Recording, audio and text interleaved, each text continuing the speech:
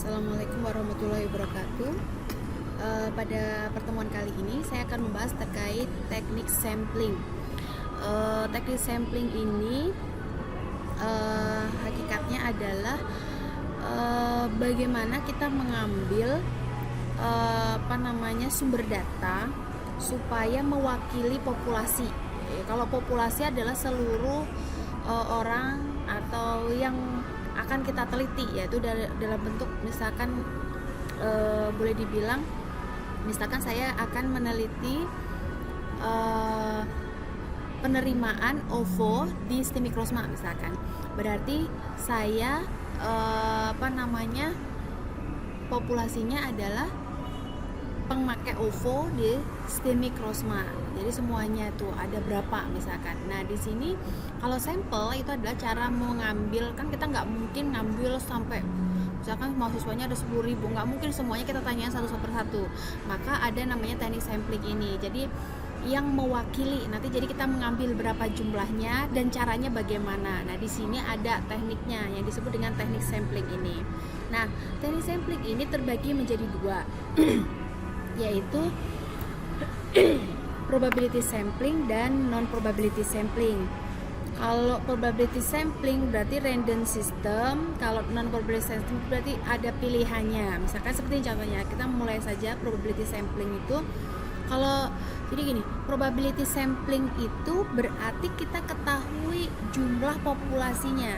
Tapi kalau non probability sampling kita tidak tahu jumlah populasinya. Kalau tadi kan misalkan pengguna OVO di Stemikrosma berarti tahu jumlah mahasiswa Stemikrosma, berarti probability sampling. Tapi kalau misalkan saya mau tahu pengguna internet banking atau gini aja, pengguna OVO di Kabupaten Karawang, kita kan nggak tahu berapa jumlahnya, siapa yang mendownload OVO di Kabupaten Karawang, itu kan tidak terlihat, maka itu disebut dengan non probability sampling. Jadi tidak diketahui populasinya berapa, seperti itu. Nah, yang pertama probability sampling. Probability sampling itu terdiri dari 4, ada simple random, systematic, cluster, dan stratified. Kalau simple random itu adalah pengambilan sampel dari populasi yang homogen secara acak, sedangkan sistematik pengambilan sampel dari populasi secara sistemik dengan interval tertentu. Sedangkan cluster teknik sampel dengan cara mengambil wakil dari setiap wilayah geografisnya, dan stratified itu pengambilan sampel dari populasi heterogen dan berstrata. Nah, ini contohnya.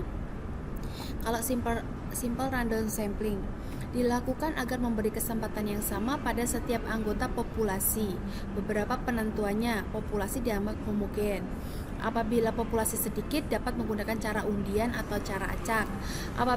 Apabila populasi banyak dapat menggunakan tabel bilangan random. Jadi seperti ini ada orangnya banyak, kemudian kita kasih undian gitu. Jadi nanti kita ambil gitu. Ya, total semuanya ini memasukkan data di sini, terus kita ambil satu secara sampling seperti itu. Itu disebut dengan simple random sampling. Kemudian ada sampling sistematik. Ini perhatikan, simple sistematik ya. Pemilihan sampel berdasarkan atas urutan dari populasi. Jadi setiap urutan ke berapa, titik awal penawaran itu adalah sampelnya. Nah, ini misalkan ini meneliti motivasi calon mahasiswa yang daftar. Ini contohnya di STKIP Pasundan. Setiap calonan mahasiswa yang daftar dan terselingi oleh 2 orang pendaftar yang lain itu dijadikan sampel. Nah, ini kan ada putih, hitam, abu-abu, hitam, abu-abu, hitam, kemudian abu-abu, putih, hitam, putih. Nah, ini setiap 2 nih. 2. Pertama kita mulai dari angka 2 misalkan. Tambah 2, ambil. Tambah 2, ambil. Tambah 2, ambil, dan tambah 2, ambil. Nah, inilah yang disebut dengan samplingnya. Jadi 2, orang kedua, orang kelima, orang 8, dan orang ke-11 ini menjadi sampel. Ini disebut dengan metode sampling sistematik. Karena kita ketahui jumlah populasinya ya. Ini nih populasi yang 1 sampai 12 ini disebut populasi. 2, 5, 8, 11 ini disebut dengan sampel, seperti itu. Kemudian ada Stratified sampling, pengambilan sampel dari anggota populasi secara acak, tidak homogen dan berstrata. Misalnya ingin meneliti tentang penghasilan pegawai atau dosen dari STKIP Pasundan, misalkan strata 1 ada 30 orang, strata 2 50 orang, strata 3 20 orang.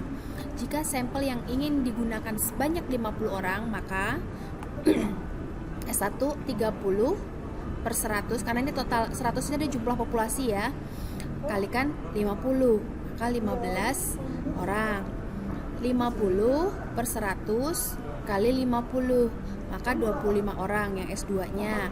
Kemudian S3 nya 20 per 100 kali 50, maka 10 orang. Jadi sebanyak ini.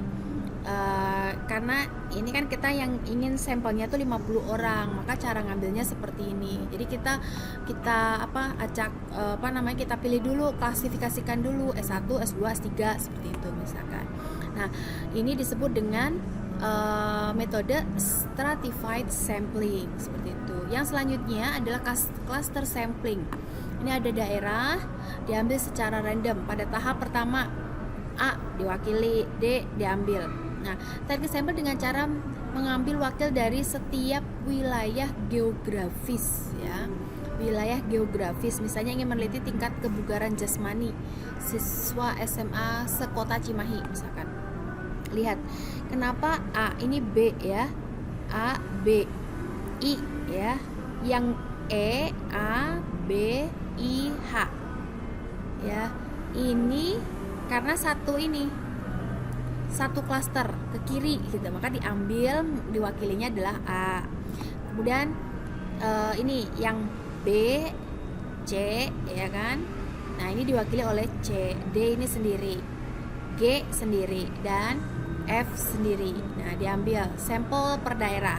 Kemudian diambil sampel satu-satu dari tiap A, B, C, D, F ini ambil satu gitu. Jadi ini disebut dengan cluster sampling. Kemudian masuk pada non-probability sampling, yang dimana kita tidak tahu jumlah populasinya. Nah, ini ada 6, ada systematic, purposive, kuota, total, incidental, dan snowball. Nah, systematic sampling itu sama, populasinya misalkan kita tentukan saja ada berapa gitu ya, ada 40 gitu, kita ambil 40, diambil secara sistematis. Ini lihat nih, 3, 1, 2, 3, tambah 3 lagi 6, tambah 3 lagi 9, tambah 3 lagi. Jadi seperti ini systematic sampling. Kemudian ada purposive sampling, dikenal juga dengan sampling pertimbangan. Pengambilan sampel dilakukan hanya atas dasar pertimbangan dari peneliti saja yang menganggap unsur-unsur yang dikehendaki telah ada dalam anggota sampel yang diambil. Contohnya, peneliti ingin meneliti tentang pengaruh kegiatan ekstrakurikuler terhadap kebugaran siswa, maka sampel yang dipilih adalah siswa yang mengikuti ekstrakurikuler. Nah, ini purposive sampling ini bisa kita gunakan jika Anda ketika menganalisis kebutuhan sistem. Ketika analisis kebutuhan sistem pasti ada metode penentuan siapa yang mau menjadi orang penyedia datanya, atau yang akan kita collect sumber data primernya. Nah, ini kita bisa gunakan purposive sampling seperti itu. Jadi ditentukan oleh si peneliti gitu, karena memang dia memenuhi apa yang ingin dibutuhkan peneliti tersebut seperti itu. Kemudian yang selanjutnya adalah quota sampling. Quota sampling adalah teknik penentuan sampel dari populasi yang mempunyai ciri-ciri tertentu sampai jumlah jatah yang dikehendaki atau pengambilan sampel yang didasarkan pertimbangan dari peneliti terpenuhi. Nah, ini populasinya. Ini ada ciri-ciri, maka kita ambil satu dari ciri-ciri itu, kita ambil satu. Ini kita ambil satu, kita ambil satu, kita ambil satu, seperti itu. Jadi itu disebut dengan quota sampling. Kemudian ada juga incidental sampling, yaitu teknik penentuan sampel berdasarkan faktor-faktor spontanitas. Siapa saja yang secara tidak sengaja bertemu dengan peneliti sesuai dengan karakteristiknya, maka orang tersebut dijadikan sampel. Gitu. Jadi ini incidental ya, seperti spontanitas dari peneliti itu tadi. Kemudian total sampling itu ya seluruh orang dijadikan sampel seperti itu. Kemudian kalau snowball sampling, ini teknik penentuan sampel yang mulanya jumlahnya kecil kemudian membesar dalam penentuan sampel. Pertama dipilih 1 atau 2 orang. Kemudian 2 orang tersebut mengajak temannya untuk dijadikan sampel seterusnya seperti itu. Jadi semakin banyak. Gitu. Nah, bagaimana cara menentukan jumlah sampelnya? Ini ada cara-caranya. Begini. dari Isaac dan Michael, ini rumusnya ya, dengan taraf kesalahan 1, 5%, 10 atau 10%, tinggal pilih kalian. Ini S itu ada jumlah sampel, P Eki itu 0,5, D 0,05-nya. Jadi N ini ada jumlah populasinya biasanya. Ini cara kalau kita yang probability sampling tadi bisa gunakan ini. Kemudian juga menggunakan Solvin atau Yamani. Nah, ini juga bisa. Kemudian ini juga cara dari Sugiono juga bisa. Nah, ini adalah tabelnya, jumlah sampelnya. Nanti ini kan kalau misalkan sampelnya ada 1000 Bu, ini ada sampai lebih nih, ada 100.000 ini sampelnya. Jika ini Anda tinggal pilih saja nanti dengan ketelitiannya ini berapa, seperti itu. Nanti ini bisa dipelajari tersendiri, cari aja nanti cara menentukan jumlah sampel jumlahnya berapa menurut teori Isa dan Michael misalkan. Itu bisa menjadi kata kunci, bisa dicari.